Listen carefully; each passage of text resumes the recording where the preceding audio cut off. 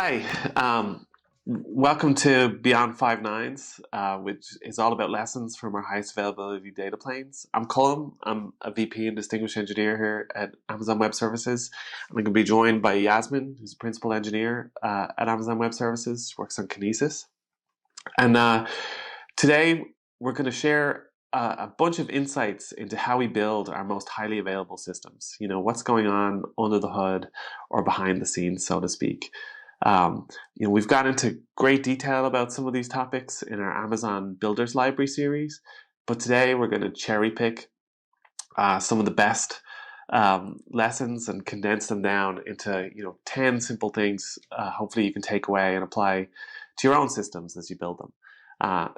These lessons come from systems that have stood the test of time and had very good availability records, which is not easy to achieve. We've talked about this before, and some of the lessons are eternal, and some of the lessons are new. But the first one that we're going to start with is definitely one that's eternal, which is it's all about insisting on high standards, right? Nothing we're going to go into. There's no tip or trick or magic that we have for you that can ever replace paying very strong attention to detail in how we build systems. There's a few things I'm always reminded about when I think of this. One is something I learned from Werner Vogels, our CTO, a long time ago, which is that when you have systems that are processing billions of requests, or even trillions of requests over short periods of time, pretty much anything that can go wrong in the system will be going wrong at some point in time. Some request somewhere is probably experiencing even a 1 in a billion failure, right? Because you have billions of requests. And so it requires paying enormous attention to detail, looking for every single error case, looking for everything that could possibly go wrong, and having a plan for that in the code and in testing and everywhere. And that kind of culture at team level, there's just no substitute for it. Having teams who are willing to constantly raise the bar on testing, constantly, write new and interesting tests, or come up with ways to make testing itself easier. A lot of that is where the quality and high availability in our systems comes from. And like I say, there's no substitute for it. And I often think that kind of quality comes about from great habits, right? It's from what we do over and over and over again. And it's really hard to approach a system and go, I'm just going to add quality to it. I'm just going to try to make it better than it was before. It's more like something pervasive that has to be there from the beginning. And so something we've been paying special attention to on this kind of quality dimension for a long time now is deployment safety, where we write our code and we go through code review, collaborative code review, and so on, and back and forth processes like you'd be very familiar with. But once we've checked in our code, we actually have quite sophisticated deployment systems that take over after that and kind of take charge of getting that code from the fact that it's been checked in all the way to running in production. And that system has been designed in a way where it generates a lot of positive safety for our systems. Whenever we're deploying new code, right, that always means some risk. We try to be very paranoid about our testing. We try to be very creative in our testing and test it in every possible way, and I'll talk more about that later. But new code that hasn't been run in production before, there's always some chance that it might encounter some condition that we didn't plan for. And so we've got CI/CD processes that make sure that without us having to be too involved, that code will go through pretty careful, deliberate testing and deployment as it goes, right? So we'll deploy it to maybe just one box to start with, and see how it goes. There'll be some tests run, and that box will have to pass all of those tests and every condition. And if it doesn't, we've got fast and reliable rollback. That's obviously pretty important too. But if it does go well, it gets promoted. And the idea is, the more and more confidence we have in that code, the broader we're willing to run that code, right? So as we develop confidence in it because it's passing more and more tests, we'll promote it from just like one box to one cell maybe, or one availability zone, one region, multiple regions, and so on. And this is something, we've gone really, really deep in our culture. Every development team at AWS knows and understands this deployment process pretty intricately and knows how to, get the most out of it and design their deployments and code in a way where they're going to extract the most benefit from it. And we've seen a lot of return from this. It's been a great mechanism for us to deliver high availability in systems. And the occasional issues that it catches are well worth it. So that's our first thing and a first example of insisting on high standards. The next, and something we haven't really talked too much about before, is how we manage our systems. Right. So there's this concept out there which really condensed it down for me, and I love about you want to manage your systems more like cattle than like pets, in that you want to be able to think of them in abstractions and not be managing literally one host or one server at a time, because that's not very, very scalable. And actually most systems at AWS have kind of long been beyond the scale that can be managed by hand. Even the systems at AWS when I joined 13 years ago were already quite far beyond that scale. And we use, today we use the same concepts you'd be familiar with to manage systems. We have auto-scaling groups, VPCs, subnets, security groups, all of these things. Internally, we have this concept called host classes that are very similar. And they just let us manage, collections of machines without having to think about the individual machines. And our deployment systems, they work on top of that. They clone these entire abstractions between regions, for example. But we've actually been going much, much further, right? So we've learned that we have to be able to operate our systems in hands-off ways, both for safety, operational safety, and for security. And typically, AWS operators, like me as a developer, just simply don't have access to, say, every AWS region. And so I could never really plan on being able to, log in or access a system to do something. It's just not our operational model at all. And then we have some systems like AWS Outposts and Snowball that are designed to be disconnected for periods of time. We may just have no access to them. Nobody may have any access to them for a while because of the nature of the product. And so we've really had to double and triple down on the automation that it takes to be able to operate in that environment and have systems that are self-healing and that can kind of take care of themselves. We have kind of two classes of systems these days. We've got bastion systems where we have very limited access to those systems via what we call bastion servers or bastion hosts that let us, recover systems typically if there was some urgent need to or something like that, but with a strong record of the fact that folks have had to do something with that system and notification processes for that and so on. But we also have systems where increasingly that's just not an option. There's no general purpose interactive administrative access, and even in the event of having to recover a system, there's simply no general purpose way to access it, and instead we have to have built in advance, all the mechanisms that we would need. The AWS Nitro system is a really strong example of that. So that's the system that runs, our modern EC2 instance types, and there's simply no mechanism at all where I or someone else could go run a command on that system or access it in some kind of interactive way. Instead, everything's done via kind of pre-planned, pre-secured, fully authenticated and encrypted APIs, and that's the only way for things to happen. And we found, great motivation for this is security, but this talk is about availability, and a great benefit for availability too is it just means there's no possibility of any untracked changes. And there's no possibility of, somebody did something to fix something and then forgot about it or anything like that. It can't be that kind of system. Instead, it's much more hermetic. So that's our second item. I'm going to hand over to Yasmin, who's going to now tell us about the third item on our list. Thank you, Colin. Well, while we design to avoid failures altogether, we also design with failures in mind. This is mainly because we know that failures may happen in rare cases. And we want to make sure that the blast radius of such events are as minimal as possible. I'll discuss 4 techniques that we use for this purpose. The first technique we use is regional isolation.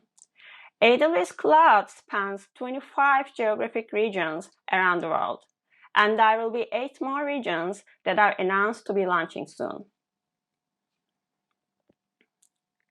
Each AWS region is isolated from each other, both geographically as well as on the software stack. AWS services offer regional endpoints enabling direct access to that region. Using regional isolation, any rare failure that may come up in one region stays in that region. Say, for example, we have an event going on in US West 1. It will be contained within the region and will not spread to any of the other regions. Next technique we use is zonal isolation. Each AWS region offers multiple availability zones within its periphery. Availability zones are data centers that are miles away from each other. AWS Cloud has 81 availability zones across the world, with 24 more launching soon. Similar to regions, AZs are also isolated from each other. A failure in one AZ, let's say US West 2A is having an event, will not spread to any of the other AZs. One example where we leverage this property is regional services. There will be multiple availability zones serving traffic routed to a regional endpoint. This way, in the event of availability zone failures, traffic will be redirected to healthy zones behind the region, and customers will not be experiencing any degradation. So far, we discussed physical compartmentalization of architecture by using AWS regions and availability zones. These two have regional and zonal blast radius impact accordingly. We apply cellular isolation to further reduce the blast radius impact of events. In this technique, we build dedicated software stacks, which we call cells. Cells are isolated from each other with their own dedicated endpoints. Customers get assigned to one of these cells. Imagine there are 8 customers, and for cells, we have 2 customers assigned to each of them. Since cells are isolated from each other, failure in one cell, let's say cell 2 is having an event, will not spread to any of the other cells. That means it's only the customers assigned to that cell, the palm 3 and stars in this case, will be impacted, but no other customers will be impacted.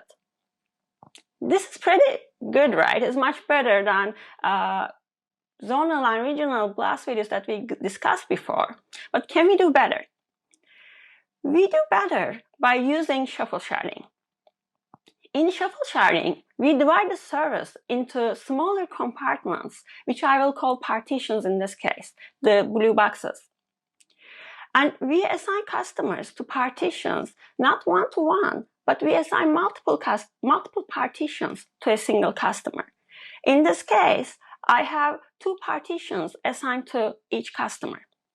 So let's evaluate the blast radius impact of failures in this case. Let's say partition 1 is having an event. In that case, both palm 3 and stars have another partition that's healthy. Therefore, they will not see impact, and they will continue to operate just fine. It's only the time when both partitions of a single customer having an event that that customer will see the impact. And in this case, when partition 4 is also out, it's the stars that will see the impact, because those 2 are the shared partition for stars, but palm 3 and hiker will not observe any impact. So there are 2 benefits that I like to highlight here. The very first one is creating customer impact is much harder with shuffle sharding. This is mainly because it takes multiple partitions to have a failure to create an impact. And probability of having a failure across multiple partitions is much lower than probability of having a failure on a single partition. The second method is that even in the event of those very, very rare probability events that are happening across partitions, the impact created to the customer is much lower. We have one customer being impacted in the case of 2 partition failures compared to impacting multiple customers in the regular sharding schemes would actually create. Next, I will discuss circuit breakers.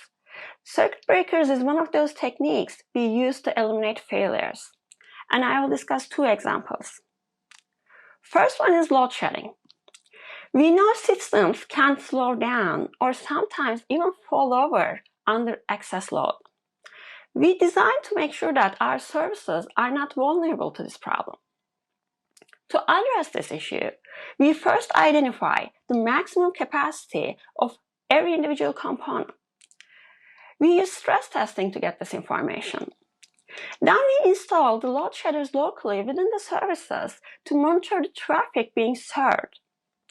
When service starts receiving traffic more than its predefined maximum capacity limit, the load shedders start rejecting an excess load. They are designed to reject the load really quickly without spending much of the system's resources. This way, we ensure that systems continue to operate successfully under excess load. The other circuit breaker that I will discuss is bullet counters. This pattern gets used frequently on external monitoring applications, like Heart Guardians in this case. These applications are common across AWS because we want to make sure that we are the first ones to detect any problem that may be ongoing and mitigate it right away before customers are even noticing it. For example, these applications send periodic health checks to each and every node of the system to ensure that they are all healthy. If there's a bad node being detected, they would replace the node. Well, it sounds straightforward, right? Well, the part that's interesting about these systems is that they are very, very powerful. Replacing a node is a powerful action. Imagine a health guardian determined that half of the fleet is unhealthy. Should it go ahead and just replace all those nodes? Maybe, but usually not. It really depends on what the problem is. We build to not have such a large failures anyways, right?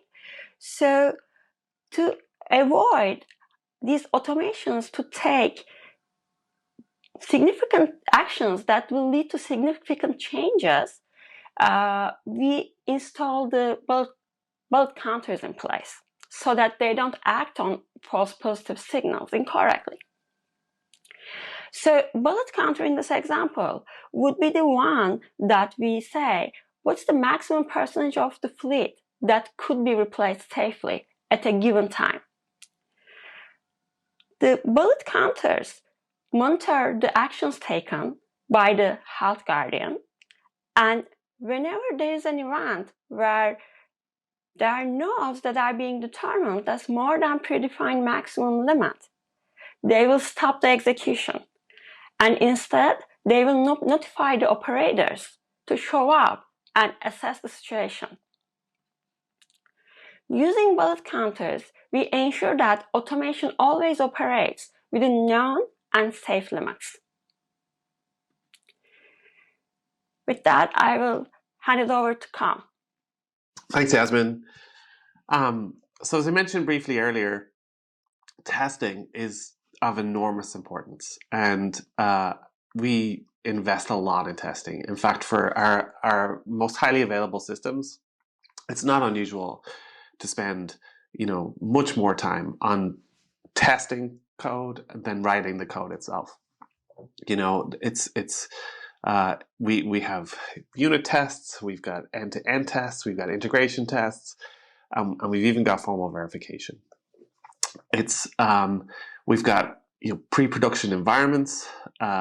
We even these days we'll test how a system copes with rolling forward through a deployment process as well as rolling back through a deployment process before we ever really deploy to production, just to make sure that, if we had to do those things, we would be able to.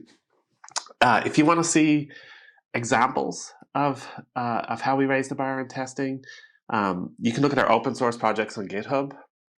So our S2N project, which is our open source SSL and TLS library, is developed by a team at Amazon who work just like any other team at Amazon, and it's a really simple, open view into how we work.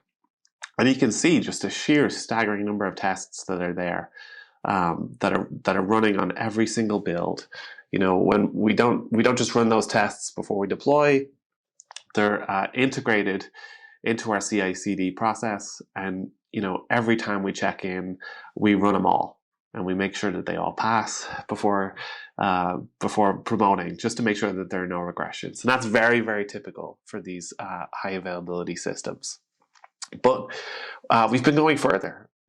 And so in the last few years, we've actually been going further and further with automated reasoning and formal verification. So this is something we've been doing for a long time. On the S2N project, we've been formally verifying the correctness of parts of S2N for about 6 years now. But in the last few years, we've been able to get to the point where now, I'm going to say regular developers who don't have specialized training in automated reasoning or formal verification are able to use these techniques because we've improved the tooling. It's getting easier and easier.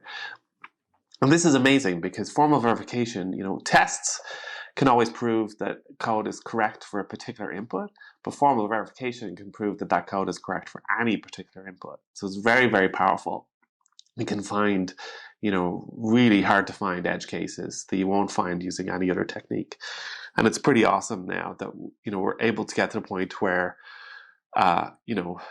regular software developers like me can actually use these tools and improve things about their code. And if you're interested in some of that, I'd encourage you to check out CBMC, which is a tool we've been using on S2N that is very intuitive and I found very easy to use for developers.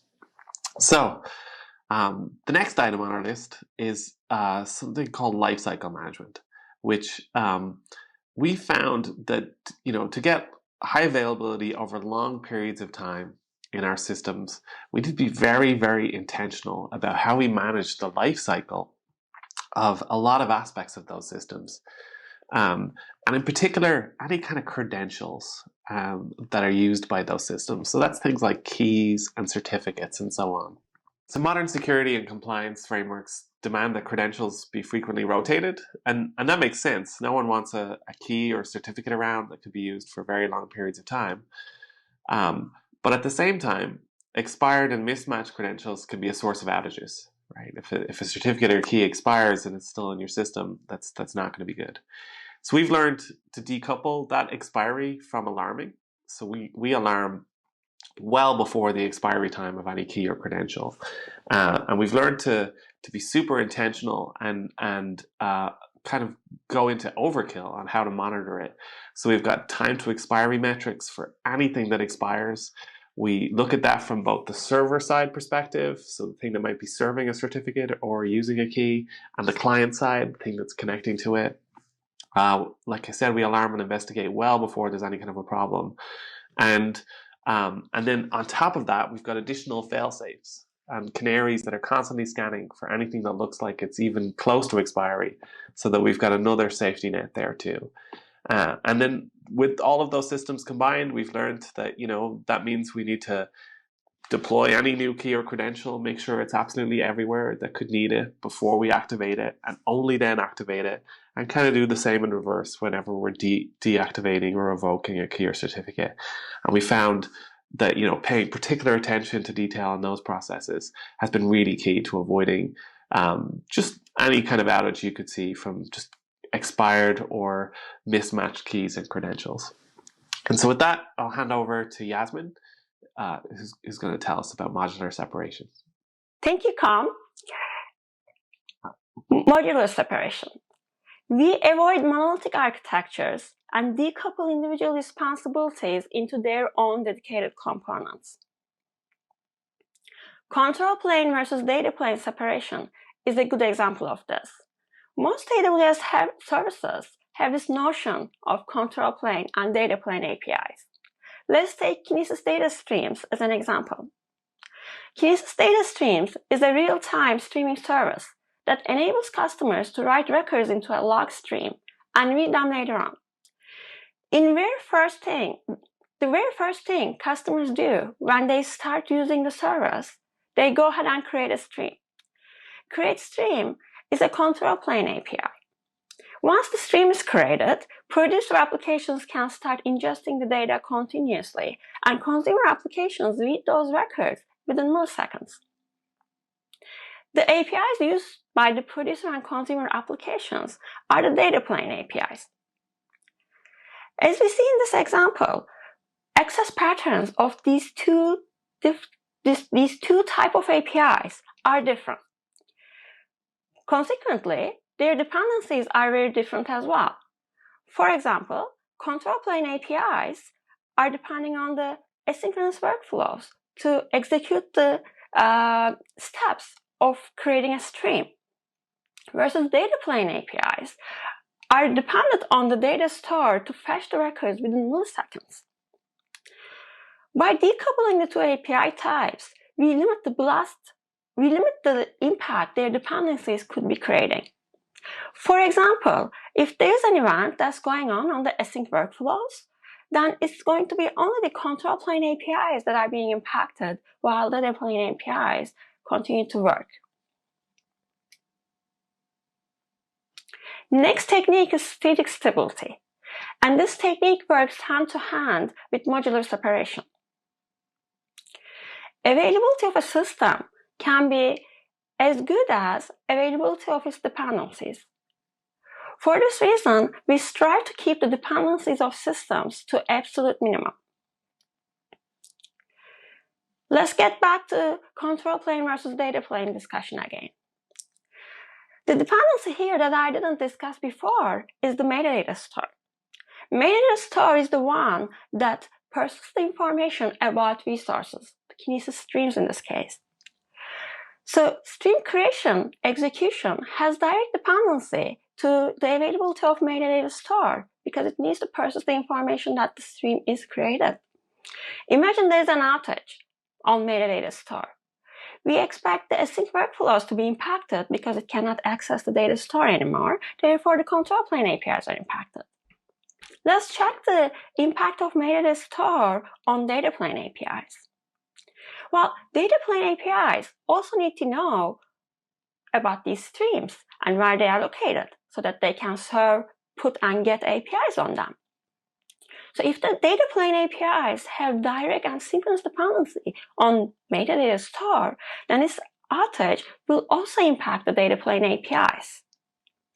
Well, that's not great. It's large blast radius impact.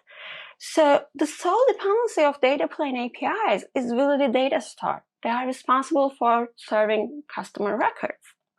So considering the static stability principle, let's look at this design and see how we can eliminate the metadata store dependency from data plane APIs. We eliminate this dependency by moving the metadata store dependency of data plane from being a synchronous dependency to be an asynchronous dependency. In this architecture, the metadata store keeps track of the stream metadata information. And here, it has a copy of this information stored within the data plane itself.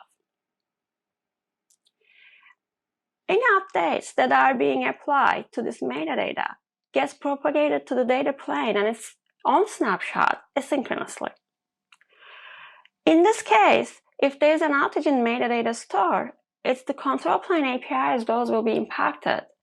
But the data plane APIs will continue to work by using the smaller version of their snapshots that are stored within themselves. This way, we ensure that the data plane is statically stable by using its absolute minimum set of dependencies. Thanks, Yasmin. So our ninth and penultimate item is constant work, which is, whenever we were learning big O notation, if you studied computer science, you probably learned about systems that are constant work. That means O1, right, in big O notation. And that turns out to be a very important concept for some of our highly available systems. In general, right, risk is proportionate to rates of change in systems, right? A spike in load, for example, right, can cause a system to slow down, right? And then the system gets into a mode that it's not used to operating in. Things don't really know how to handle that. They might start timing out and so on.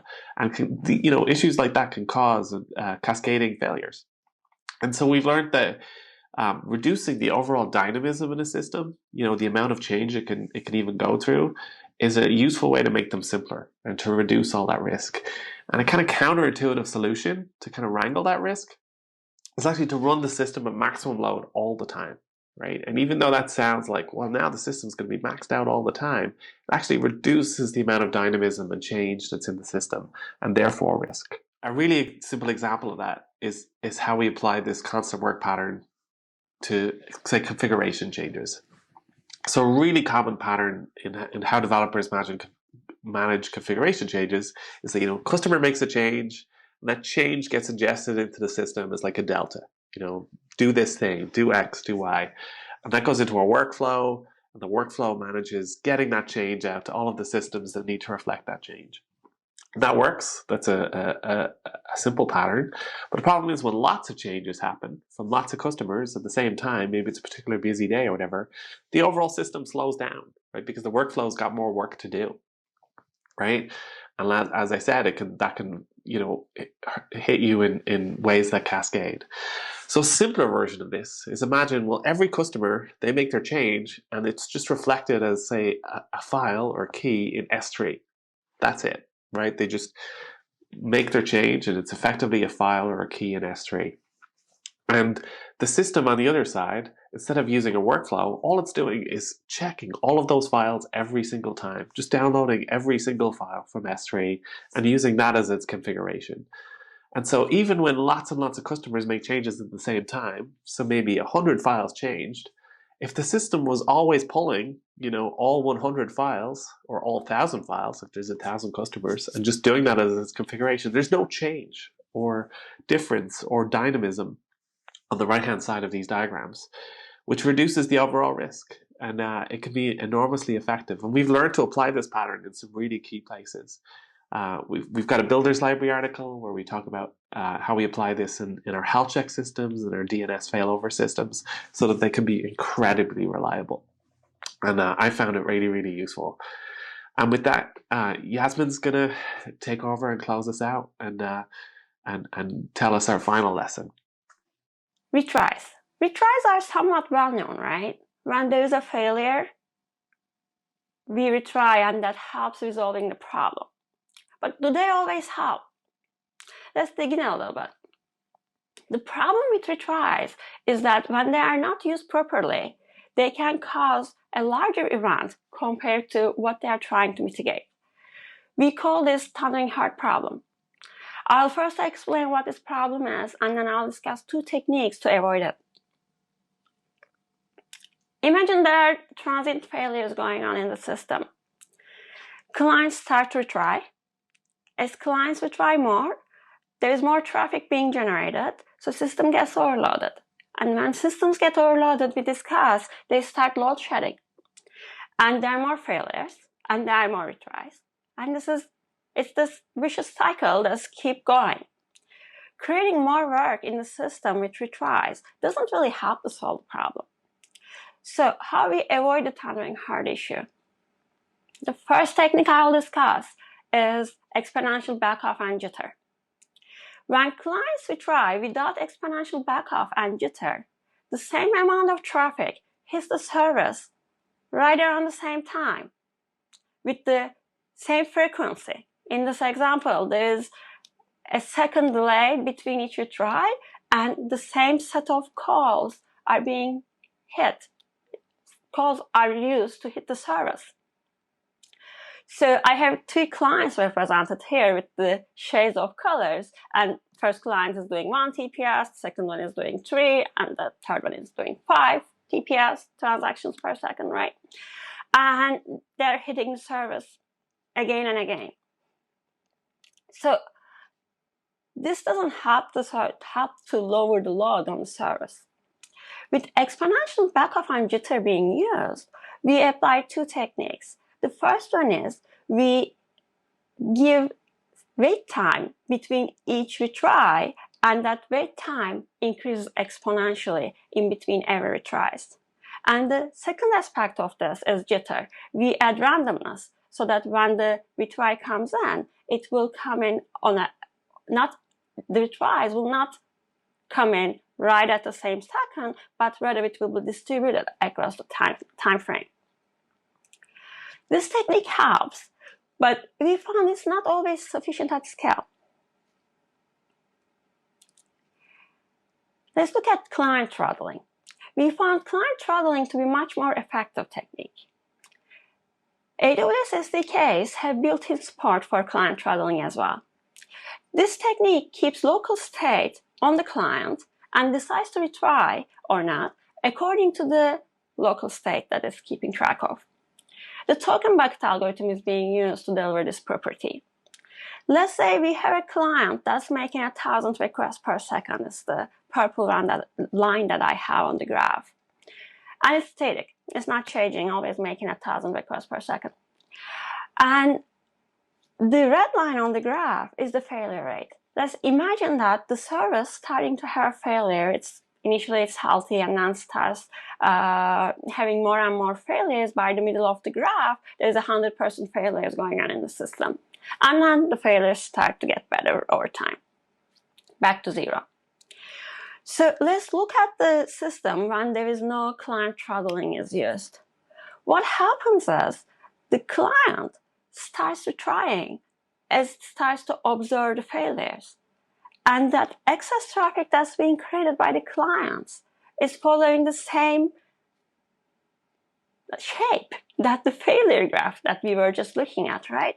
As there are more failures, there is more work being created. And towards the end of the middle of the graph, as the service is out 100%, let's say, the failure rate is the retry count is the maximum. It's the maximum amount of traffic being generated and none of that being served. So retrying in this case is not helping to resolve the issue, right? So let's see how client throttling helps this problem.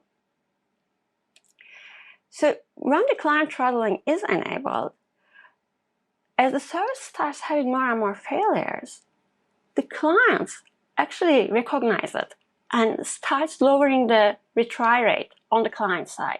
And by the time service is having 100% failing in the middle of the graph, there are no retries going on. It's just a flat number of requests that are still being sent.